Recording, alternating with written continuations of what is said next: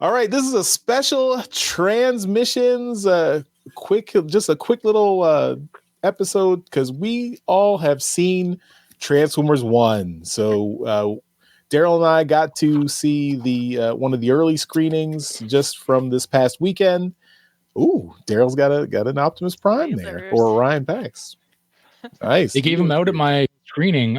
Did they not give out toys for you? No. Oh, you went to the VIP screening. I did not get a Studio Series Orion Pax at my screening. I just said, "Hey, my name's Darryl. I'm on transmissions," and they're like, "Oh, this way, sir." Roll out the red carpet. No, that's not. That was just the one. I had to pay twice retail for that.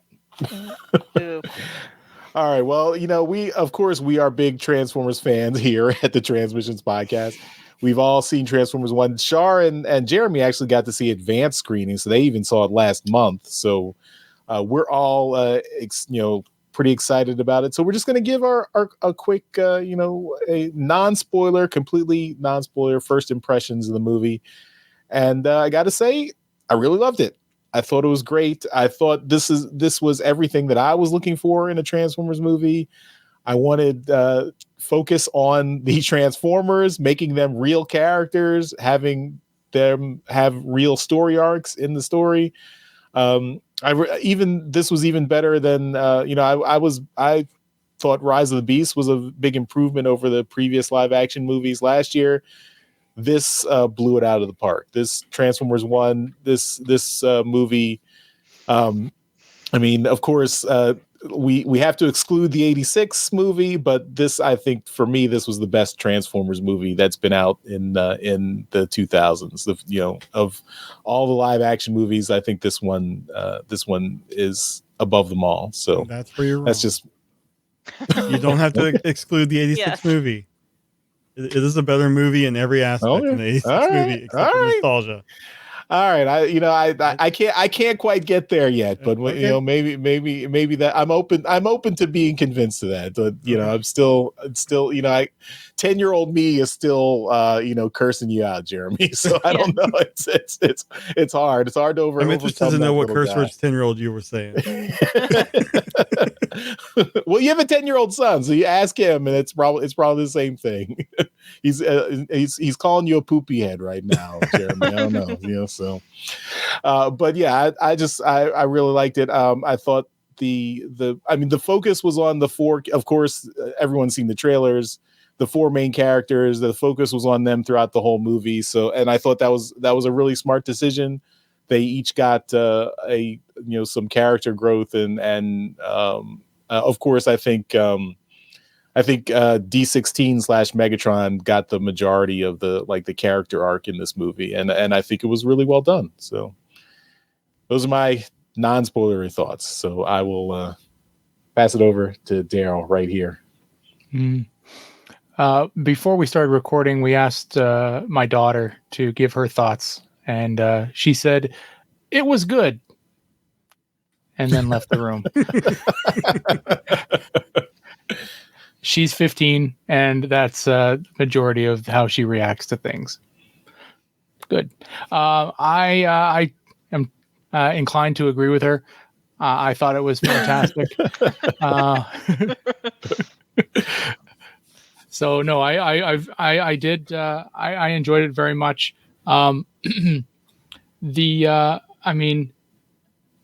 Yes, the keeping it non-spoilery is tough because it is there's so many things that you want to mention, but the character arcs of all of the main characters, all four of them, is quite well done, and I agree with Charles that D16 or Megatron's arc is phenomenal.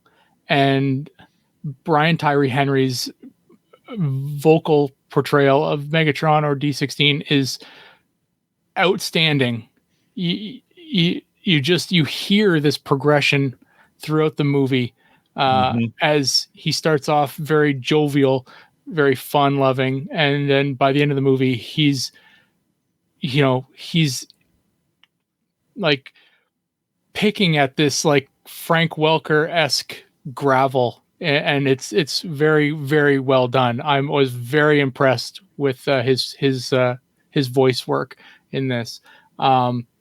The one part that is not a spoiler at all, but I was also quite impressed with, was something that I look for in movies that are CG animated, or I look for a lot in comic books as well. But this world that they were living in was fully populated, and I was really quite happy to see that. And you could tell that it was a fully functioning society, and it was well done. This is also the difference between a theatrical motion picture and a TV series based for a mobile phone. It's the budgets are much different. So we gave a lot of crap to the what is it, the Machinima series, but Time Wars trilogy. Yeah, their budget was minuscule by comparison. Even Transformers Prime, with that budget, the town had like no people in it. Mm-hmm. Yeah, exactly, right. And so it's apples and oranges by comparison here. You're talking this movie is multi-millions of dollars of budget, and these TV series, or whatever you want to class the Machinima series as, are just don't have the budget. So seeing this world populated the way it was really made you believe that this society is functioning out there, and I really appreciated that. And going forward, it just was a really good story, right? It's a standard kind of buddy comedy. Some of the jokes aren't great, but a lot of them are. There are a lot of really good ones. Some of them that aren't in the trailers. I know a lot of people have said all the good jokes are in the trailers. Not all of them. There's a couple of good ones that I laughed at that are not in the trailers. And so I think it's definitely worth seeing in the theater. I saw it yesterday in the fan event screening or whatever, and the theater I saw it in was quite small, so they didn't expect a lot of people to see it yesterday, and it was the theater was not full. Like, it was only about half full. So the screen it was on was not enormous either. So I think also, Charles, you saw it yesterday as well. Was yours 3D? No, it was not. Mine was 3D for some reason. So I saw it in 3D. I've heard that it's supposed to be really good in 3D. It looked good. I'm not a fan of 3D movies, but I've heard that it is. Yeah. And CGI movies are generally designed with that in mind. Yeah. So, it looked good in 3D. Nothing seemed to really come out of the screen at me or anything like that, but it looked good. I'd be interested to see it again on like an IMAX size screen and not in 2D, or sorry, not in 3D. But yeah, I think it's definitely worth seeing in a theater, just for the scope of the movie. So yeah, I really enjoyed it, and I don't know whether I'd put it above the '86 movie.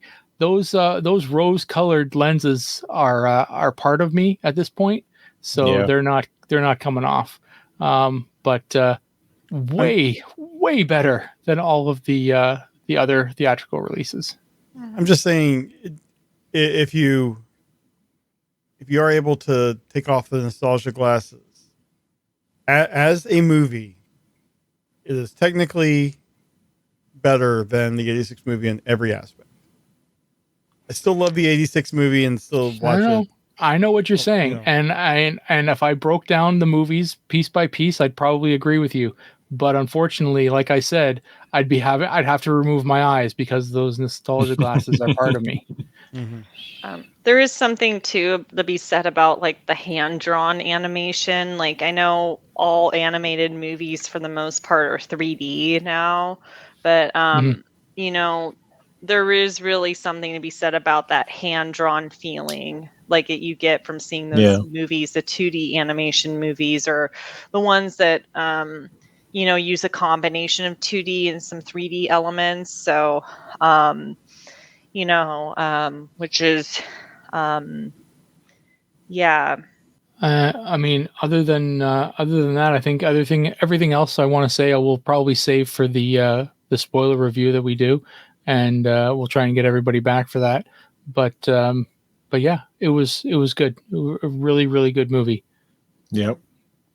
Yeah, and I would encourage you. I mean, if so, I know there's IMAX screenings this week for the premiere when it hits the general release.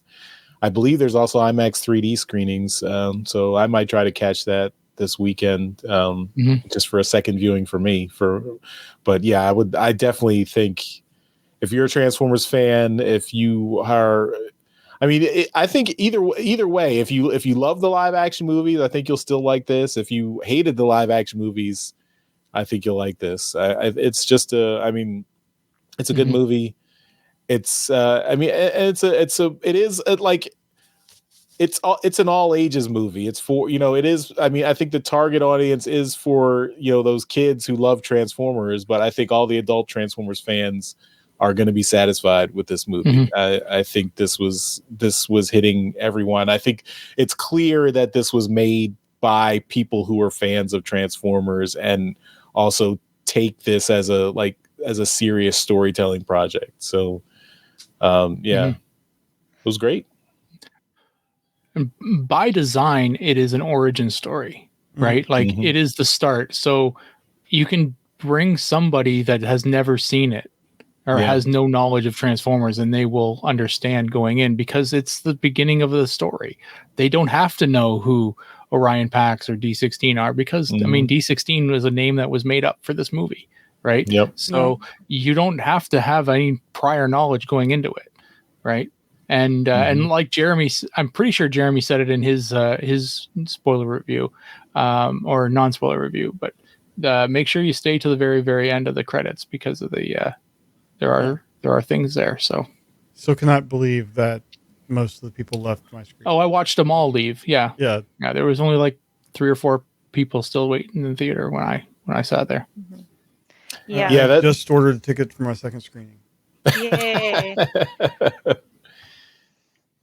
No, the final stinger at the very, very end. Yeah, it's worth staying till the end credits. Definitely. Mm-hmm. You will not believe Cycle shows up. Spoilers,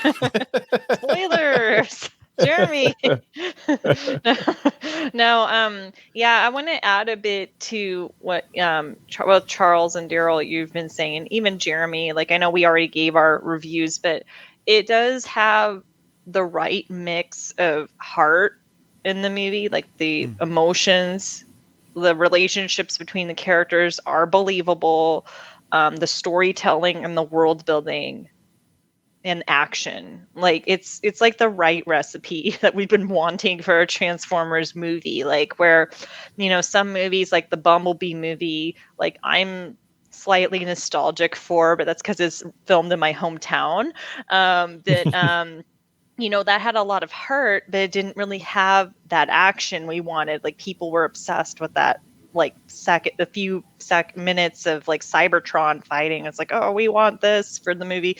And then Rise of the Beast, like, had the action, but it was just like the storytelling was just like okay. And so this was just like the right recipe for everything. They did such a good job at the casting.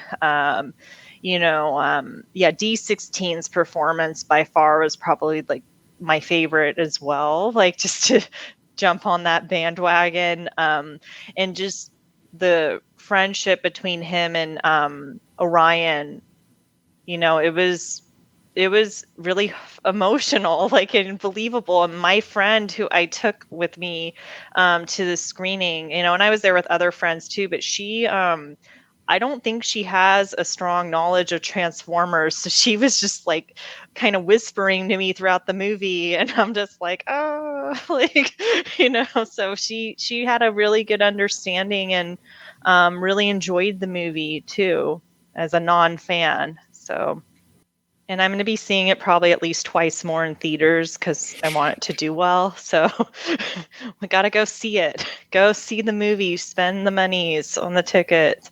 Yeah, definitely. All right. Well, that is our quick reactions for Transformers 1. Everyone check it out. We will have a spoiler reaction, full spoiler discussion and everything coming soon. So stay tuned for that. After we'll probably put it out, maybe a week or so after everyone's had a chance to see the movie. So everyone keep your eye out for that. And we'll see you next time. Bye-bye. Bye. Bye. Later.